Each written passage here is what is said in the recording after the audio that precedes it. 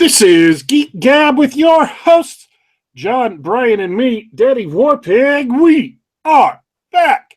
Geek Gab for Saturday, December 31st, New Year's Eve, 2016. This is episode 80. We are going to be talking about, today, 2 Netflix TV series and a brand new movie. But first, I want to congratulate all of those who are listening, because although there is but 8 hours, at least depending on where you are, 6.5 hours, for those of you on the East Coast, more for those of you on the West Coast, you have almost certainly, probably, maybe, there's a decent chance that you have made it all the way through 2016 alive. That's right, folks.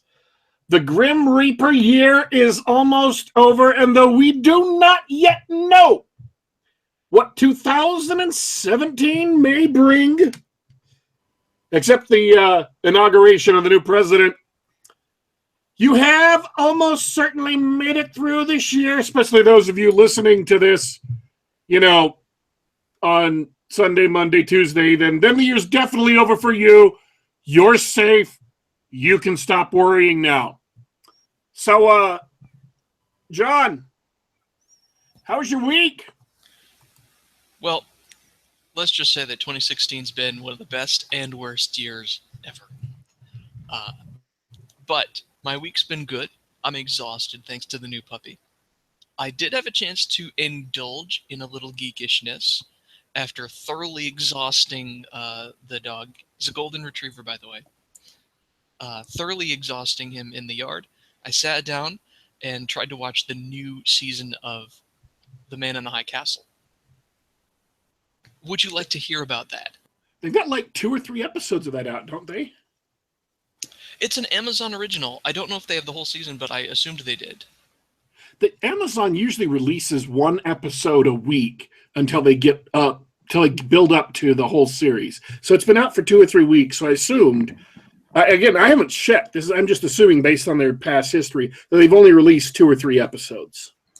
So those of you in the audience who've been paying attention to me all this time can probably detect the reason why I don't know how many episodes there are.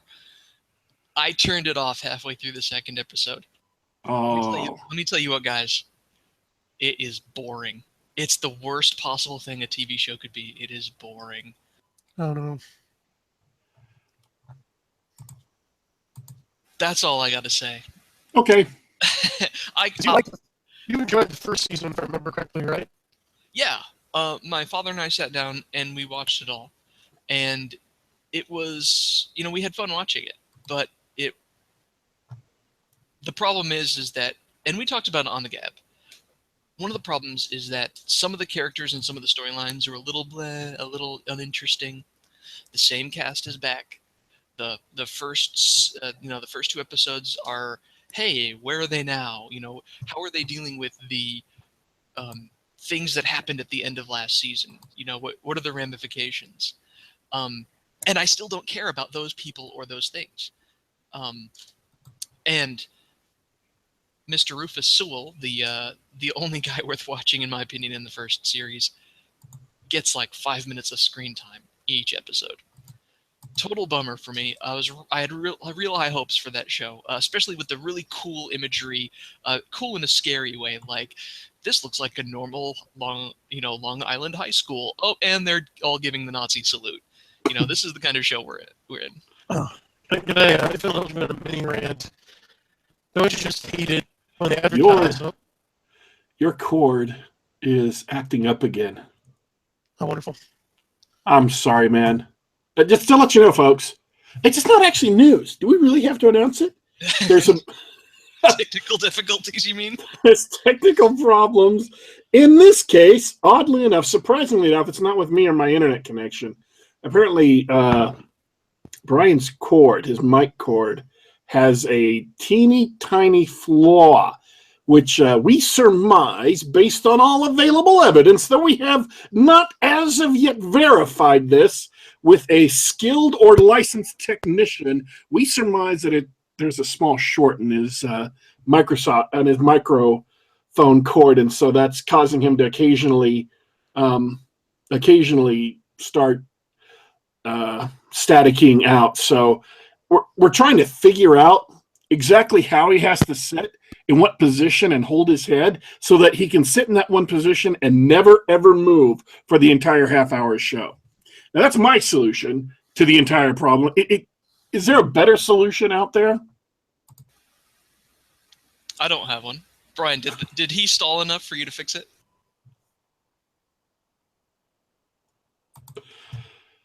Now we have nothing. Poor Brian.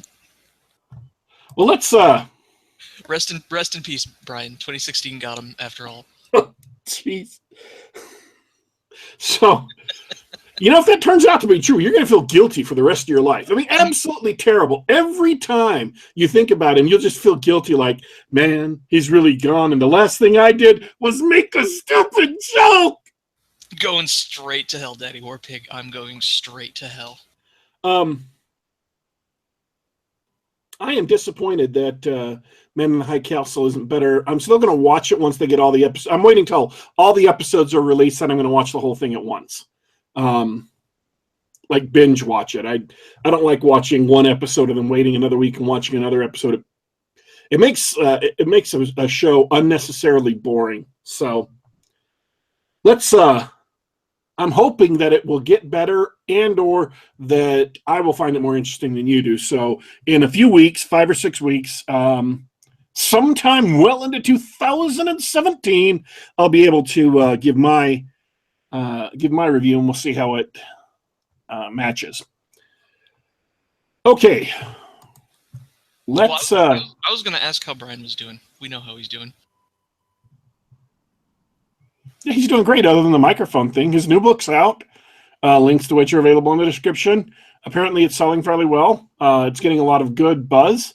So, I'm like his publicist, man. I'm not even getting paid for this. Isn't it great? It's amazing the kinds of jobs you end up doing when you decide, hey, let's get together with a couple of my friends on a podcast, and then all of a sudden I'm somebody's publicist. I'm an independent author's unpaid publicist. It's quite a career, folks, if you can get the work. Independent authors, unpaid publicist. It doesn't pay very much, but it more than makes up for it in job satisfaction. How are the benefits? Yeah. Now, when we say benefits, the benefits of the job, you got to remember there are no actual benefits. There's no medical or no dental. There are intangible benefits. So if you are prepared to spend hours of your life working for totally intangible benefits, unpaid independent author publicist is the job for you. All right, let's go here. I want to talk about the OA, Black Mirror, and Passengers. And I want to talk about Black Mirror first because although that's the one Brian actually saw an episode of, I want to summarize it because there isn't much to say. Black Mirror is an anthology series. It was originally on the BBC. It's had 2 seasons on the BBC, or as they call it in England, 2 series. And then it was picked up by Netflix. So it is a Netflix show now. All of the episodes of it are available on Netflix. 3 episodes in the first series, 4 episodes in the second series, and like 8 in the Netflix season. So it's an anthology show. Each specific show is set in a completely different universe. They're completely new cast, new premise, new plot. There's nothing that any of the episodes have to do with anything else. And it is sort of Twilight-esque, sort of Twilight Zone-esque. And I want to be very, very clear. It is not Twilight-esque. There are precisely, so far, there are precisely 0 sparkling vampires. So, don't panic. There are no sparkling vampires. It's like the Twilight Zone in that major elements of each setting are kept from you in order to build up a mystery that they, kind of give away over the course of the entire episode. And it is not focused so much or as much as the Twilight Zone was on ironic or twist endings with some sort of moral. It is primarily focused on technology and how technology impacts society. And for the most part, it isn't very good. It's not great. Some of the episodes are kind of okay. Most of them aren't. I haven't been thrilled by it.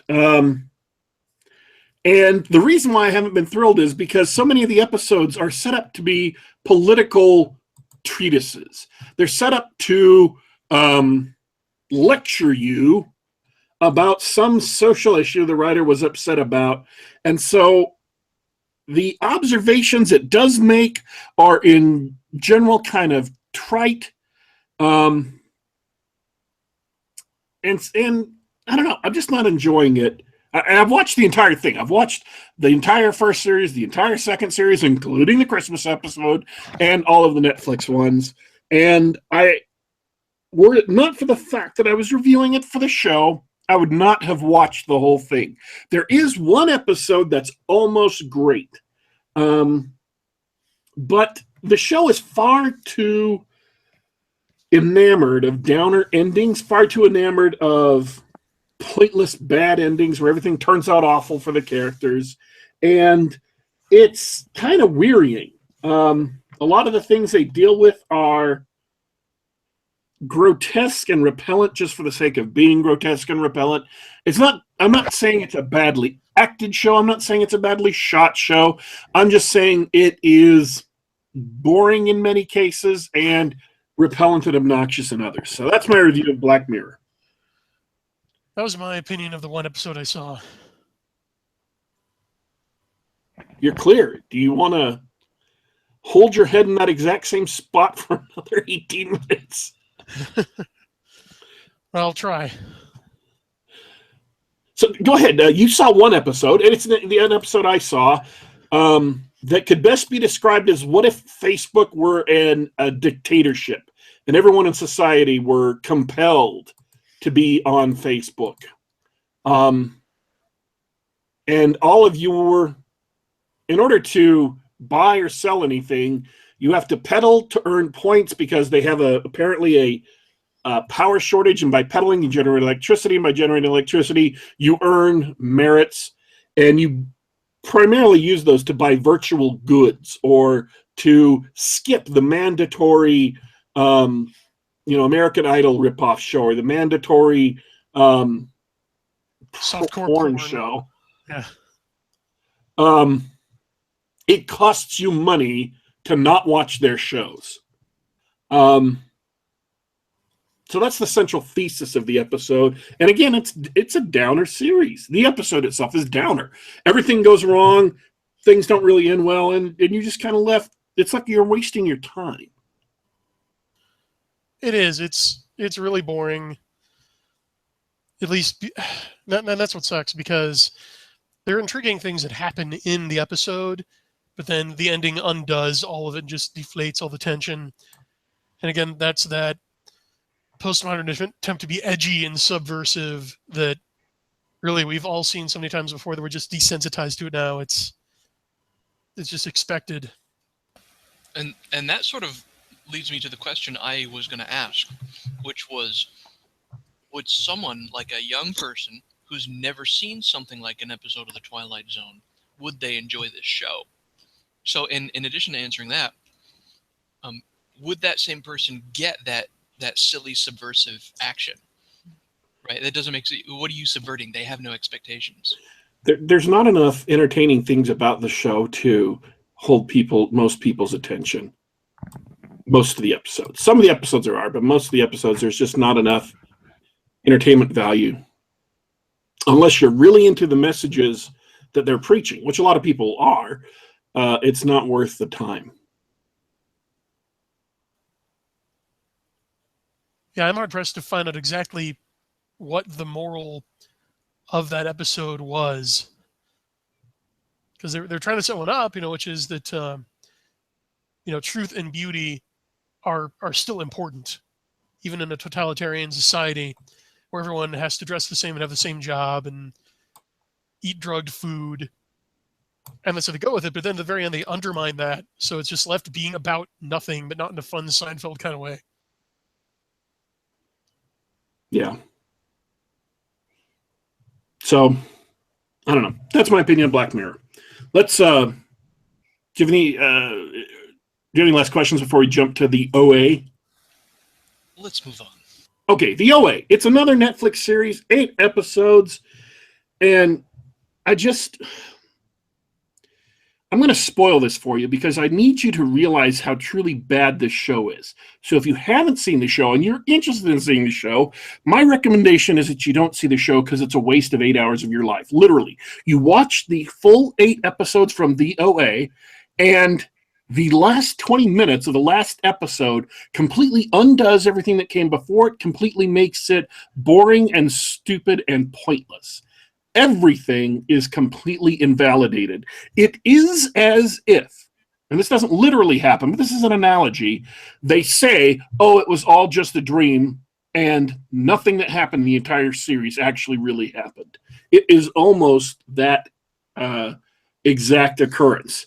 It is awful. It is terrible. It is abysmal. And let me tell you why. The setup for the show is the very first scene, people are driving along a bridge and they're filming it with a handheld phone. So you have that high and cropped iPhone or Android phone aspect ratio to the video. A girl walks across in front of the car to a bridge and jumps off the bridge into the river, and they go and get her. They rescue her. She doesn't die. Her feet are all messed up. It turns out to be this girl that disappeared, completely disappeared 7 years ago, who was kidnapped, infamously kidnapped.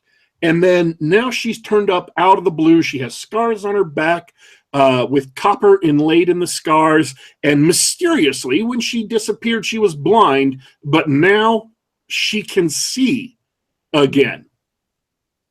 So she seems to have, or appears to have, some sort of psychic powers, and she sets up a group of people, 5 people from the surrounding neighborhood, and talks to them and supposedly tells them the story of what happened during the 7 years that she was away. Now, I'm going to start spoiling it now. So again, if you don't want to hear the spoilers, please tune out.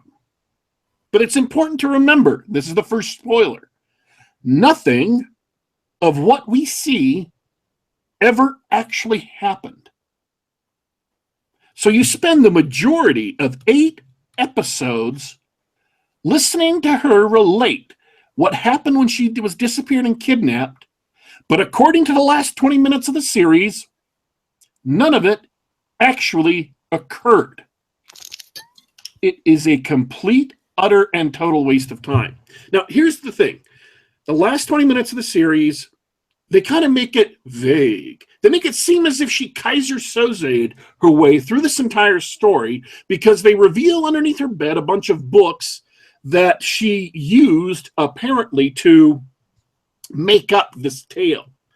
And it seems as if she was lying. And nothing interesting, nothing science fictional, nothing out of the ordinary happens during the present day of the series. The only fantastic science fictional elements happen during the past, during her relation of this tale, which makes it seem as if at the end, none of it actually happened. Supposedly, she is a survivor of a near-death experience, and she was kidnapped along with 4 other people, and all of them were survivors of a near-death experience, and supposedly, you can see how you might be interested enough to watch the whole series. And this is how they drag you along. Supposedly, this doctor who kidnapped them is researching near-death experiences, and so he kills them over and over and over again, so he can, and they always come back to life, so he can see, or usually come back to life, so he can see what happens. He can find out and record where their spirits go after they die and before they come back to their bodies, so he can have absolute proof that there is an afterlife. And through traveling to this other world and meeting with denizens of this other world, at least one, supposedly they gain access to a series of mystical movements which will allow them to actually travel to this other dimension. It's not an afterlife, it's an alternate dimension.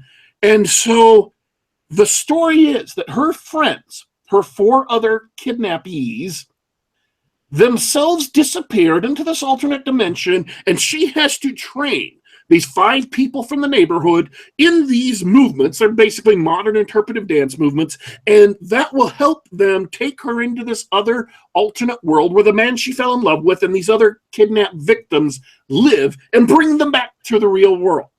That's what they're setting up as the point of the series.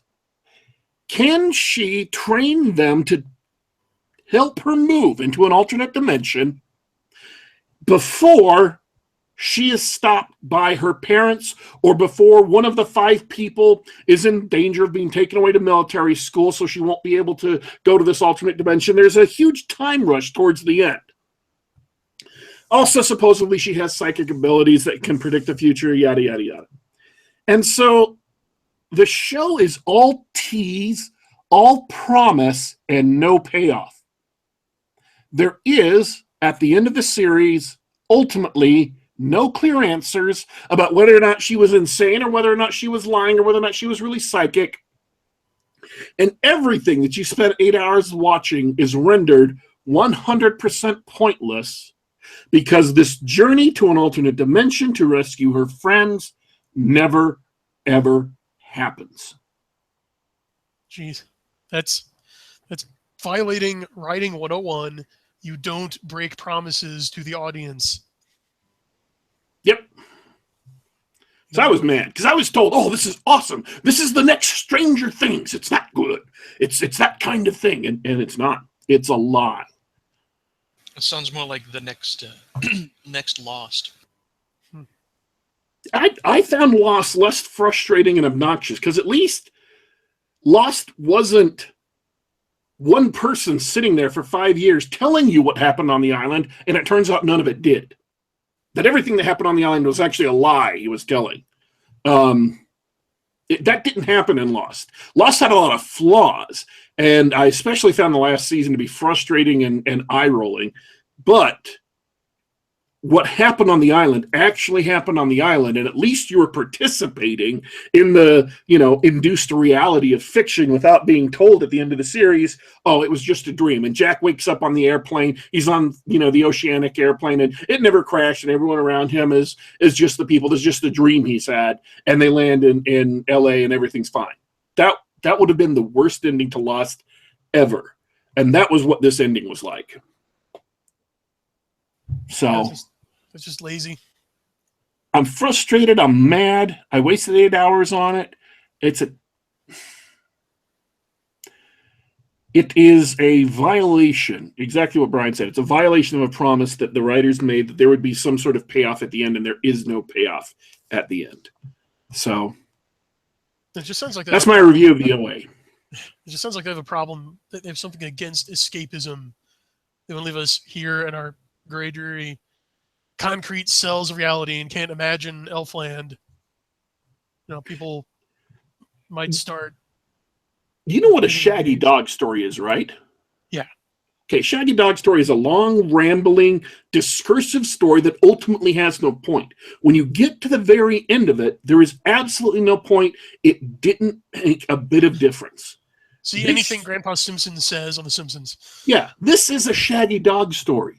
It was 8 hours of long, rambling discursion with absolutely no point. Worse, and this is something that people know about, it's called a shoot the Shaggy Dog story, where it's not just a Shaggy Dog story, but the dog gets shot at the end of the story. And I'm here to tell you, folks, literally, this is a shoot the Shaggy Dog story. Because the girl and this is a spoiler. I already warned you about spoilers. The girl who we saw jumping off the bridge, the girl we've spent 8 hours listening to her, weaving her tales and teaching her friends these moves and stuff, is literally in the last minute of the show shot through the chest. And they put her in an ambulance, and the last thing we see is the lights of the ambulance flashing as it drives away, and all of the other 5 people who still believe, even after they found this Kaiser Soze material, they still believe that she's going to another dimension, and they're yelling, "Oh, she's doing it right now." That's the end of the show. It is literally a shoot the Shaggy Dog story, because they shoot her. That is just showing blatant contempt for your audience. Like, but the question is it going to work? Right, because they're trying to do, they're doing the Netflix, the Amazon thing. Here's a new series. We'll create a bunch of hype. We've got our own platform and all that. Now, go.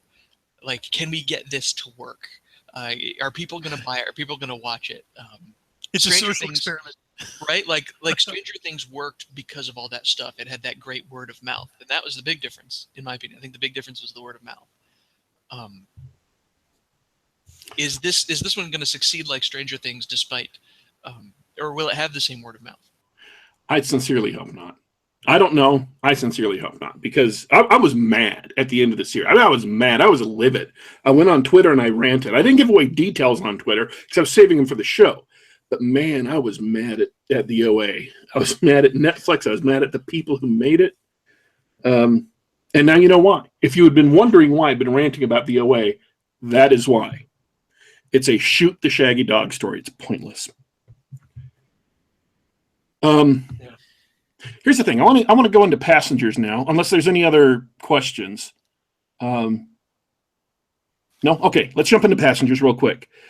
I was deathly afraid at the end of Passengers that they were going to do something similar to what Black Mirror did with most of their episodes and what the OA did with their entire series, which is end it with a stupid, pointless ending that makes you go, "Oh, I wasted my entire 2 hours of my time." 1 hour and 56 minutes, I found out later, in this movie.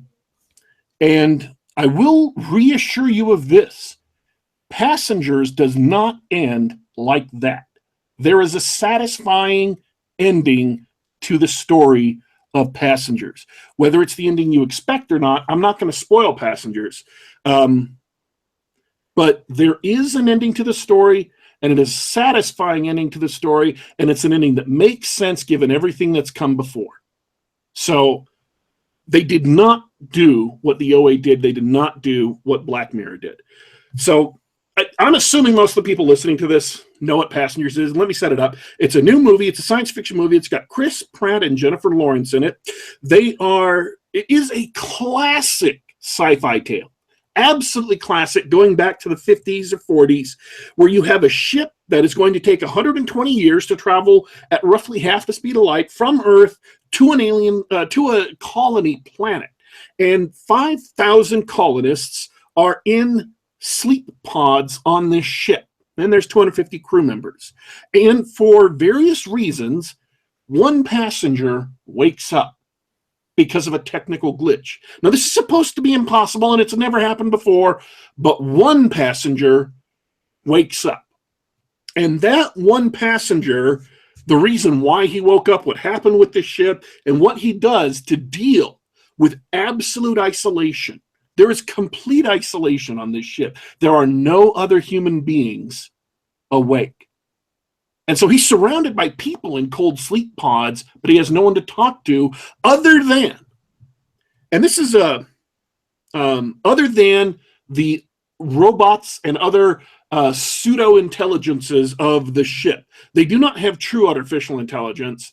And so he's just left to discuss things with them and spends the first year of this journey after he woke up. He wakes up 90 years before they're going to arrive at the planet.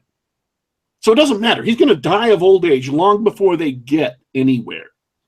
And he decides at one point to send a letter back to Earth. And they say, great, you've sent this letter via laser back to Earth. It will take 15 years to get there and another 30 years to get back because of how far the ship will have traveled in that time. And so his email, his video mail, is completely a waste of time. He doesn't realize it until after he sent it. It's a classic science fiction tale. I can see why it's not going to do as well with audiences, because it doesn't neatly fit into any given template. It's not quite a pure romance movie. It's not quite a pure disaster movie. It's not, and so there are a lot of mixed elements in the show. But I thought the tale was an interesting tale. I thought it was an interesting story. I thought that the people who were in it did a good job with their characters, and it held my attention. I really, really enjoyed it, and I want to see it again. I'm not saying I'd pay full price to see it again, but I want to watch it again because I thought it was an interesting story. And they bothered to get a lot of the science fictional details right, and what they kind of gloss over or don't mention isn't really important. So yeah, if you are willing to see a sci-fi show that's an interesting sci-fi show that is not exactly a disaster movie, it's not exactly a romance, but it is, fundamentally speaking, a tale of this one guy and what he does to deal with utter isolation in the middle of the vastness of space. I thought it was interesting. I thought it was enjoyable. I would recommend it. If that's the kind of story that you can sit through and be entertained by. There's not a lot of action. A lot of what's going on is psychological and character-based, but it's still, nonetheless, it held my attention. So, well, as Dornall can attest, I am definitely one for genre bashing, so I might have to check that out. That sounds pretty interesting. First of all, I'm surprised to hear you say, Daddy Warpig, that it doesn't have a lot of action, but you liked it anyway. Yes. But you did like the as you said, genre bashing stuff. That's the sort of thing that actually turned me away. I wanted to see a great sci-fi mystery in space, and I only checked out online reviews because the score was so low. And I read about some of the twists and everything, and they talked about how it wasn't what the trailer made it out to be. I've been burned one too many times on that sort of thing. The reason why a lot of people marked it down is because the final decision one of the characters makes is kind of offensive to certain common attitudes among critics. And so they're angry because of things that have nothing to do with the story. They're angry because it offends them. Well, that's the best reason to be angry, for sure. So, I don't know. Here's another thing. One of the things I really liked thematically about it, the main character played by Chris Pratt, and I have to admit that one of the reasons I was into the movie is because Chris Pratt not only is a likable actor, but he does a great job of portraying this character. So if it were an unlikable actor, or if it were a less interesting performance, you wouldn't be into it. In order to really get into the movie, you have to actually care even a teeny tiny bit about what happens to Chris Pratt's character. If you don't care what happens to his character, there's no point in watching the movie. You just won't enjoy it. Because that's what the movie is about. The situation, the crises, the other challenges he faces, and how he deals with them. His character is a mechanic. And you can see why a mechanic would be drawn to settling a new colony world, because he is integral into the colony. He has absolutely a role to play. And he talks about that. There's a small moment in the movie where he talks about his aspirations of why he's going to this colony. It's absolutely plausible. It's absolutely real. You could absolutely see why he did it. The great thing about this is he's neither an engineer nor a scientist. And yet, in movies, when you see scientists, they're good at everything. They can science anything. His character is only good at being a mechanic, and he has to use that tool set, those skills, in order to get himself out of the situation that he's in. And he isn't able to magically be a scientist. He isn't able to magically be a computer programmer or a hacker. He has to be a mechanic, and he has to, in the couple of instances where he gets a little bit beyond being a mechanic, he has to work and study and practice in order to get to that point. It is not the magical movie skill that he's granted. And so it's unusual to see a movie paying real respect to a blue-collar worker, and it's especially unusual for a movie to realistically portray the skill limitations on such a person to where he just can't solve every single problem because he's just the main character. I thought that was a great theme. It wasn't why I enjoyed the movie, but I did enjoy afterwards when I was thinking back on it, that aspect of the movie. This just sounds better and better. It really is a classic science fiction tale. It is something that could have been published in the 1950s or in any, magazine, or the 1940s. It is entirely about the harshness of space, the spaceship being alone in space with nothing else other than what you have on it, and having to figure your way into working hard and trying to use what you're given in unusual ways in order to fix the ship and not die. In order to fix the ship so that not only you don't die, but everyone else on there, the 5,000 passengers, 5,000 other passengers, and the 258 crew members, that they themselves also don't die. And I'm sure there's, continuity errors. I'm sure there's scientific errors. I'm not saying it's a perfect movie. I'm sure you could nitpick about a lot of things, but I think it's a very well done movie, and it's very unusual to see an actual science fiction movie that isn't magic science, and so I really enjoyed it on that level. I can see why it's not going to be the blockbuster that they hoped. There was like 7 or 8 previews before the movie. You can tell how big a studio thinks a movie's going to be, or a theater chain thinks a movie is going to be, by the number of previews before the movie. The more previews, the more faith they have in the movie, the more belief they have that this is going to be a blockbuster. And so there were 7 or 8 previews before the movie, one of which was for 50 Shades Darker, which just, I want to hurt somebody for taking away 2 minutes of my life. I'm almost as mad about that as I am about the OA. Anyways, it was like penance. It was like I was being punished for something. Like God had said, you have done something to displease me, and so you're going to watch the preview to 50 Shades Darker. And I did. But it's not going to be the blockbuster that apparently the studio or the movie theater chains think it will be, which is a shame because it's actually a really well done movie. The technology is great and interesting, and it's all plausible. There's no, as far as I could tell, there's no magic technology in the movie. It's all plausible. And I found that, they don't even violate the speed of light. They're traveling at near relativistic speeds, right? Half the speed of light. And at one point, someone says, well, can't we just turn around and go back to Earth? We're only, a little bit away from Earth. And the person says, look, no, we can't we're at half the speed of light. We'd have to slow down, turn around, get back up to speed, and head back to Earth. It's just not an option. So it's like, ooh, orbital mechanics. But that's thermodynamics. That's worrying about an energy budget and time taken. That's real science. I'm not saying they applied it perfectly, but that is real science and real elements that are brought into the situation. So I thought the screenwriters did a really good job with that. That's why I really liked it. Sounds refreshing. It's a better movie than I thought it would be. And if you like science fiction, if you're actually a real science fiction fan, a fan of the science fiction short stories, Clark, Asimov, Heinlein era short stories, or novels, then there's a good chance you'll like the movie.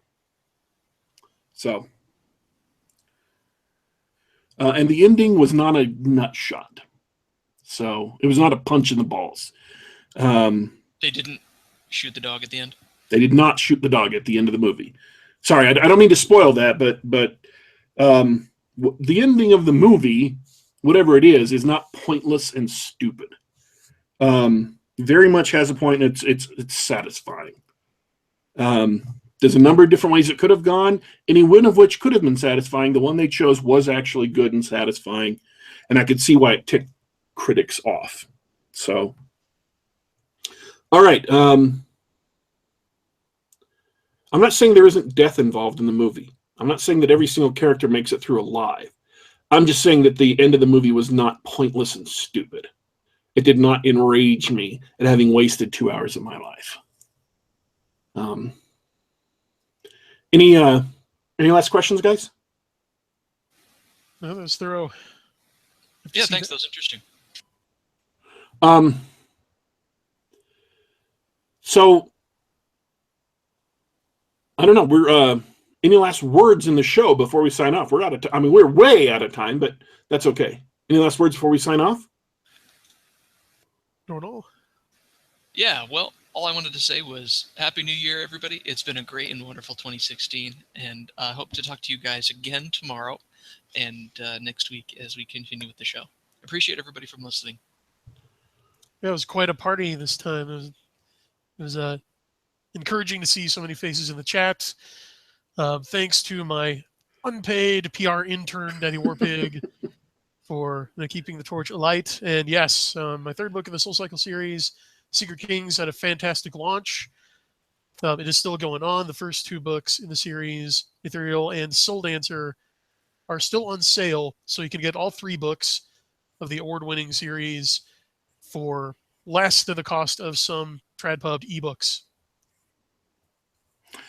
All right, folks. Happy New Year! Absolutely looking forward to the new year. We will be continuing the show, despite all logic and reason. We are going to continue doing this show, by golly, in the face of all of the daunting technical difficulties that somehow plague us. We're going to continue doing the show because we have a lot of fun. We're hoping you have a lot of fun. We're hoping that you find our opinions and information interesting enough to continue listening and to continue coming and participating in the live chat. By the way, just so you know, you can participate in the live chat when we announce it. We do this show, generally speaking, in the afternoons on Saturdays or Sundays, almost once a week. You can find this entire series of Geek Gab shows at YouTube/Geek Gab. That's youtube.com/Geek Gab. But wait, there's more. We are also available on the iTunes store. For those of you that want to download it to your iPod or iPad or whatever, you can subscribe to this podcast. Just search for Geek Gab, or I have the link to the iTunes podcast feed in the description of the video. We are also available on SoundCloud. Do a search for Geek Gab. We have about half our episodes available on SoundCloud, and we add a new one every single time we do a show. SoundCloud is absolutely kept up to date. And we are also available on the Google Play Store. So there are myriad of ways that you can come and enjoy the show. Thanks for tuning in. We are signing off, but we will be back.